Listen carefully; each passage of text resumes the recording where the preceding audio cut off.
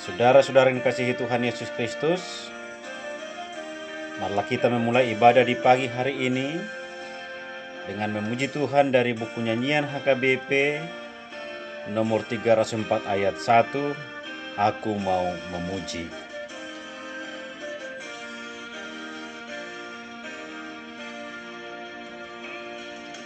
Aku mau memuji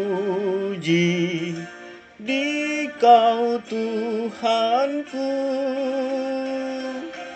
pagi hari ini, karena rahmat-Mu. Bangun pagi hari, segar tubuhku,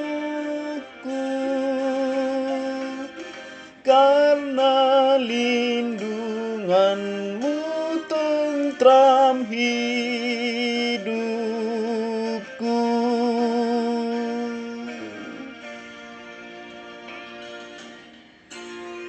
Kasih karunia dari Tuhan Yesus Kristus dan damai sejahtera dari Allah Bapa kiranya menyertai kita sekalian.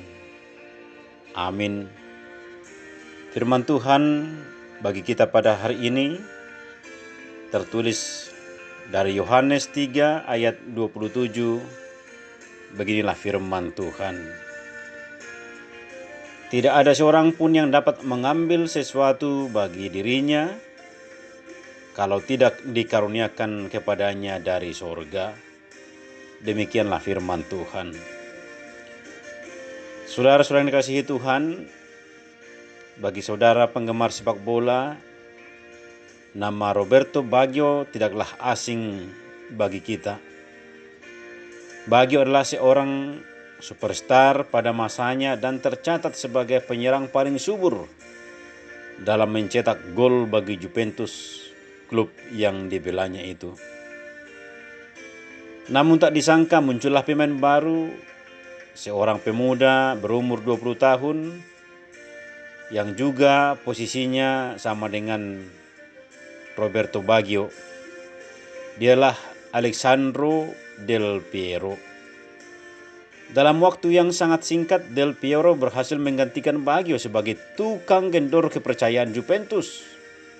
Bahkan dalam setahun saja, Baggio mendapati dirinya sebagai penghuni bangku cadangan Juventus.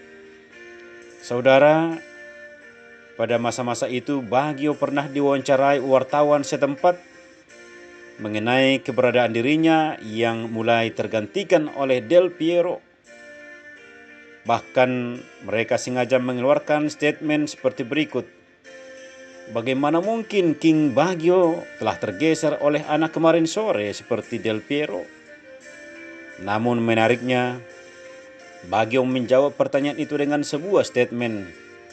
Hidup ini bagaikan roda, kadang di atas, kadang juga di bawah. Saat ini mungkin sudah saatnya saya berada di bawah dan Del Piero berada di atas. Saudara-saudara, popularitas pelayanan Yohanes Pembaptis bisa dikatakan sedang mencapai puncaknya. Bahkan banyak orang Farisi dan Saduki yang datang untuk memberikan dirinya untuk dibaptis. Akan tetapi dengan kedatangan Yesus, popularitas Yohanes mulai meredup. Yohanes dan murid-muridnya mulai digantikan oleh keberadaan Yesus. Akhirnya timbullah kefrustrasian pada murid Yohanes. Mereka mulai memprotes karena kesuksesan Yesus dalam pelayanan. Bayangkan saja saudara, Yesus bisa dikatakan sebagai junior bila dibandingkan dengan guru mereka yang lebih senior. Bahkan Yesus pernah dibaptis oleh guru mereka. Namun ternyata malah ia lebih banyak menarik orang-orang. Murid-murid Yohanes bahkan tidak mau menyebut nama Yesus. Dan mereka menyebutnya dengan sebutan dia. Sementara mereka menyebut Yohanes dengan sebutan Rabi. Yang seakan-akan menunjukkan posisinya yang lebih tinggi dari Yesus. Bagi mereka, Yohanes dan Yesus adalah rival dan saling bersaing. Bahkan mereka menggunakan istilah hiperbola dengan berkata, semua orang sudah pergi kepadanya untuk memprovokasi Yohanes. Yohanes Pembaptis menjawab protes murid-muridnya ini dengan menyatakan bahwa segala sesuatu termasuk pelayanannya datangnya dari surga, yakni dari Allah sendiri. Artinya, Yohanes mengerti dengan jelas bahwa panggilan dan pelayanannya tersebut merupakan pemberian Allah. Dengan demikian, ia harus menghargai panggilan yang telah diterimanya dari Allah dan tidak membandingkannya dengan orang lain, apalagi dengan pribadi Sang Mesias. Dengan kata lain, jawaban tersebut merupakan sebuah penilaian atas kesuksesan pelayanan Yesus maupun pelayanannya.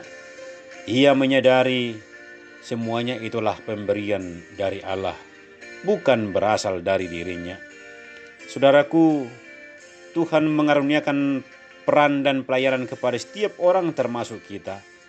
Namun terkadang kita tanpa sadar telah berkata, ini pelayananku, ini pencapaianku, ini hasil usahaku, ini hasil kerja kerasku selama bertahun-tahun. Mungkin tidak jarang kita merasa bahwa oleh karena kekuatan dan kepandaian kita lah pelayanan boleh berkembang, usaha kita maju, sehingga fokus utama dan tujuan kita hanya berpusat pada diri sendiri dan sibuk mencari popularitas dan menomorduakan Tuhan. Saudara, marilah kita menyadari bahwa setiap peran, pekerjaan maupun pelayanan kita semuanya berasal dari Allah. Jauhkanlah bibit-bibit kedengkian, bibit-bibit perpecahan di dalam hati kita. Mari kita introspeksi diri dan menyadari bila kita masih beroleh kesempatan melayani, kesempatan hidup, dan memiliki peran serta kemampuan, semuanya bukan berasal dari kekuatan kita, kepandaian kita, akan tetapi semuanya berasal dari anugerah dari Allah semata. Amin. Marilah kita berdoa. Terima kasih Bapa atas kesempatan yang telah Engkau berikan kepada kami, hingga kami boleh mendengarkan firman-Mu. Bimbinglah kami selalu agar kami senantiasa merindukan kebenaran dari firman-Mu. Hari ini kami akan kembali menjalani kehidupan kami. Biarlah Engkau kiranya yang senantiasa yang menyertai perjalanan kehidupan kami. Dan kiranya kasih-Mu mengalir melalui diri kami, supaya kami bisa menjadi pewarta-pewarta kasih-Mu kepada sesama kami.